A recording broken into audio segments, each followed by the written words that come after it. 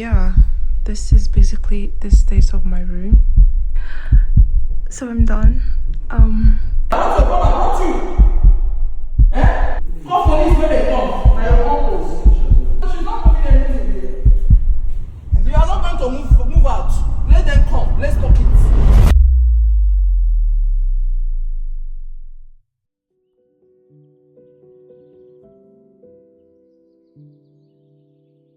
If you're trapped in a toxic or abusive household and you need to get out, here's the step-by-step blueprints I used to escape mine. Step 1. Pack your bags. Before this day, there was a lot I had to do. Finding apartments, checking neighborhoods, figuring out my budget, going to viewings, and making sure I actually had somewhere to go. But for this video, I want to focus on the actual day I moved out.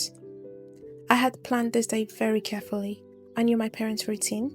My stepdad usually left for work early, but my mom usually woke up around 9 a.m. So my goal was simple: have everything packed before she woke up.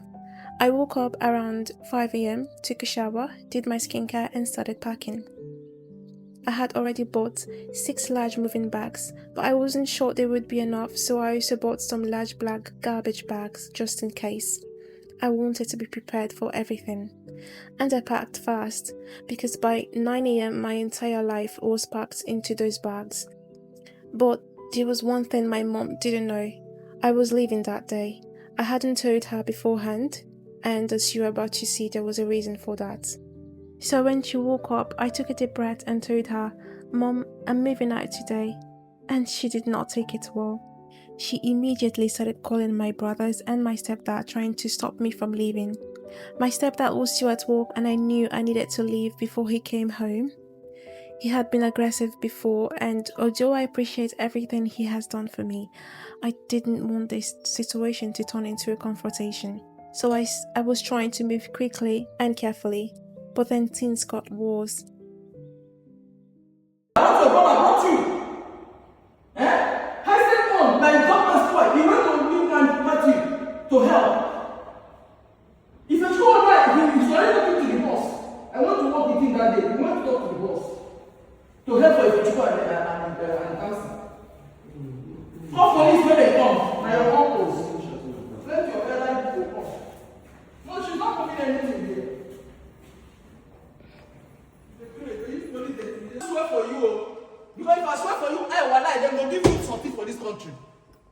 He go be you like film. They go give you something for this country. Then go humble you. That's why they give you power. Let me give up to you. As you can see, they are refusing me to take my bags and move out. I've already put everything. You are not going to move out. Let them come. Let's talk it. Sorry, I have called the police and I'm waiting from them, but They started taking my bags from me and refusing to let me leave with my own belongings. My mom told me that because she had brought me to France and spent money on me, I owed her every single dime she had spent. And I want to say something about that. Taking care of your child does not make your child your property. You can sacrifice for your child, support them, and give them opportunities, and they can still grow up and choose their own path. Moving out doesn't mean you don't appreciate what your parents have done for you. It means you're becoming your own person. But at that moment, I wasn't trying to argue. I just wanted my things and I wanted to live safely. And the clock was ticking. It was getting closer to the afternoon, which meant my stepdad could be home soon. So I called the police multiple times, but they weren't coming to the house. Eventually, I realized I would have to go to the police station myself. And that brings me to step 2, get police help. I went to the commissariat and explained what was happening as best as I could in the French I knew. I told them, "I am the person who's been calling you. I'm trying to move out today, but my mom won't let me take my belongings." At first, they were hesitant to come to the house. I think they saw it as a family or domestic dispute, so they didn't immediately understand how serious the situation was. But once I was there in person and explained everything, they understood that I needed help. I was also running out of time. I had already arranged a time with my landlord to pick up the keys to my new apartment, and I was getting closer and closer to being late. So the police told me to go back home and they would meet me there. They asked me how long it would take me to get back.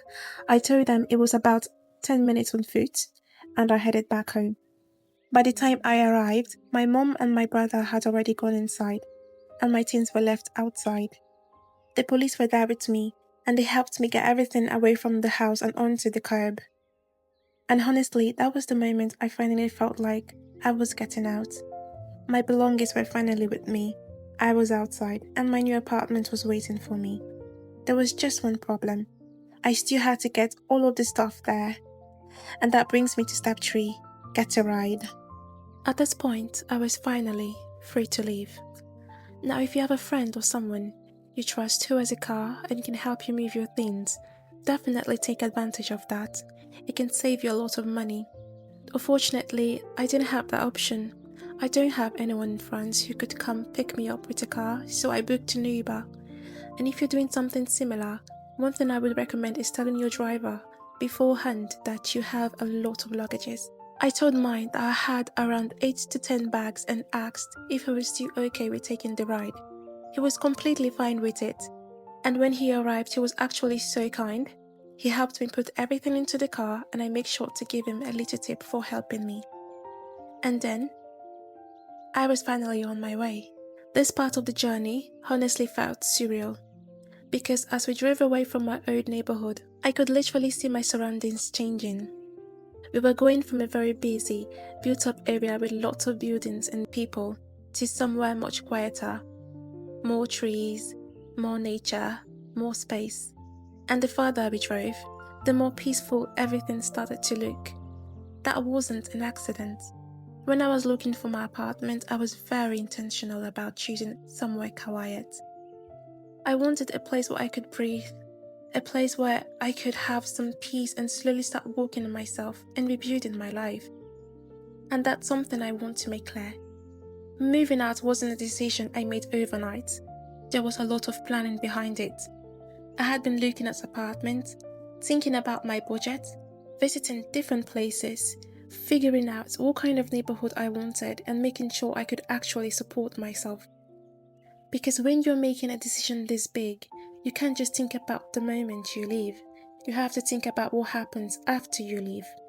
For me, that meant having an income that could cover my rent, food and transportation and everyday expenses while still leaving me with a little bit of money for myself.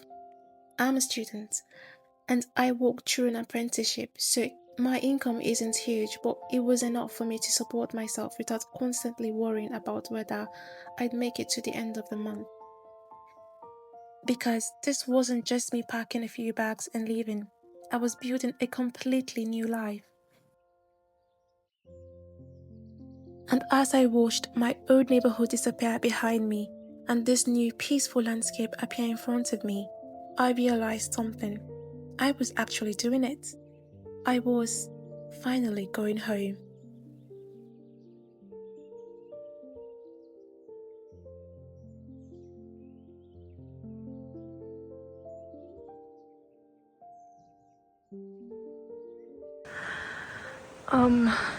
I have already started taking my things inside, but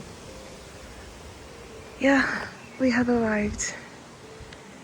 I don't really want to show you the house I'm living at, but this is kind of what it looks like. It's just a small, that's my studio over there. See that window? Yeah, that's mine. So, I have to take all this inside. And, yeah.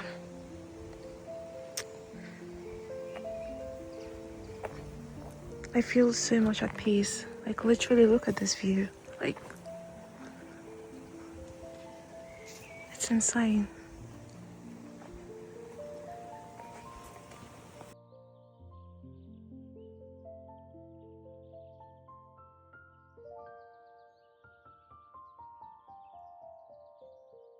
And after everything that happened, I finally made it to my new apartment in one piece. So step 4, move in. I rented the upstairs part of a grandma's house that had been completely renovated into a new studio apartment. I had my own kitchen, my own bathroom, my own room, basically my own little space.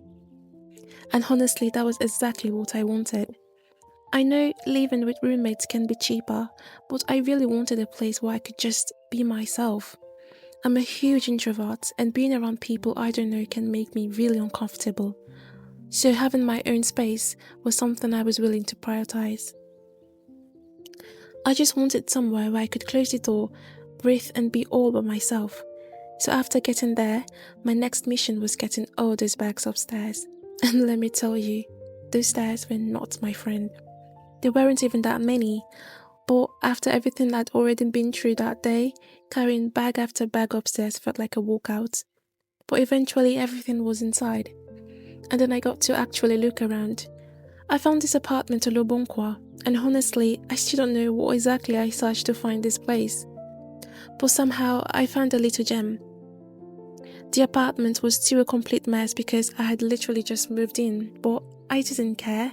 I loved the kitchen, I loved the bathroom, I loved the space, and the best part was the view. There was so much greenery around the house, and from my window I could see trees and nature everywhere. It was so different from the busy neighborhood I had just left. And standing there, surrounded by all these boxes and bags, I realized, this is mine. It wasn't perfect yet. It was messy. I still had so much work to do, but it was my mess. And for the first time, I had a little corner of the world that belonged to me, that belonged completely to me.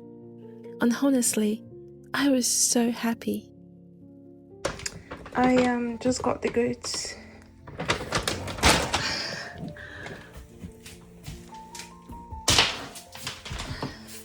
So yeah, I ordered from McDonald's and they were able to deliver here. I'm just so happy that there's McDonald's and Burger King near the accommodation. So as you can see, I literally have no strength to cook or to do literally anything. So the house is still a mess, but I'm just going to eat and take a little nap. Then I'll try to clean up a bit and organize my stuff. But yeah, this is I'm going to eat, and I'm just tired, y'all, but I'm so happy and I'm at peace. So yeah, as you can see, I moved to bed and I feel like this direction is better. Like I have so much more space. I'm thinking of doing a little I forgot the word, but a little place to like be doing makeup, skincare, stuff like that. Put a little mirror over here and probably some storage space over here. I feel like that would be nice. But yeah, okay, as you can tell, I'm out of breath. I just want to eat, honestly. Yeah. Okay, I'll see you And in a bit when finally, I'm done. step 5, the adrenaline crash. Because after spending the entire day packing, arguing, dealing with the police, carrying bags, climbing stairs, and moving everything into my new apartment, I had absolutely nothing left. I didn't have the energy to cook. I didn't even want to think about cooking, so I ordered myself some McDonald's, sat down, and finally allowed myself to breathe. And while I was eating, I just kept looking around at this completely messy apartment. There were bags everywhere, boxes everywhere. Things were still all over the place. But somehow I didn't mind because this time it was my mess. Like I said, I was the one who made it. I was the one who would clean it. I was the one who would decide where everything went. And more importantly, I was finally at peace. Looking back, I think that was the moment everything finally hit me. I had actually done it. I had packed my things, gotten them out, found a new place and made it there. It wasn't perfect. I wasn't even completely settled yet, but I was safe in my own little corner. And for that moment, that was enough. And if you ever had to start over somewhere new, tell me about it in the comments. I genuinely love to hear your story. And if you enjoyed coming along with me on this journey, don't forget to subscribe and like the video. It really helps me reach more people who might be going through something similar. And this isn't the end of the journey. In the next video, I will show you how I turned this complete mess into an actual home. Cleaning, organizing, unpacking, and finally settling into my new space. So I will see you in the next one. Bye for now. Ciao.